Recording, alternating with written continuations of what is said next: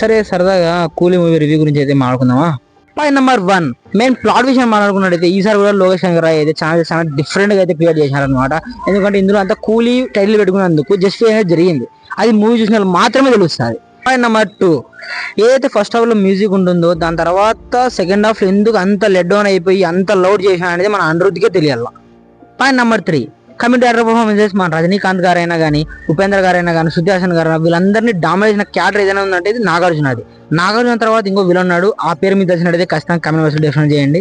Minus point ఏదైనా ఉందని మాట్లాడుకున్నట్టయితే మన అనిరుద్ బిజీ అనమాట. ఎందుకు చెప్తున్నానంటే సెకండ్ హాఫ్ లో ఏదైతే మ్యూజిక్ కొట్టినాడో చాలా లౌడ్ ఉండడం వల్ల కొంచెం అందరికి తలనొప్పి ఇచ్చింది. నాకైతే చాలా తలనొప్పి ఇచ్చింది.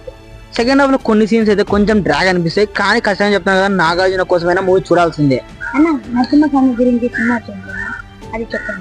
ఈ మూవీ మీకు కావాలంటే ఇది ఖచ్చితంగా మెన్షన్ చేయండి, మీకు ఖచ్చితంగా నెక్స్ట్ పార్ట్ లో ఖచ్చితంగా తీసుకొని వస్తాను. మా కంటెంట్ మీకు నచ్చినట్టయితే please like, share and subscribe to my channel.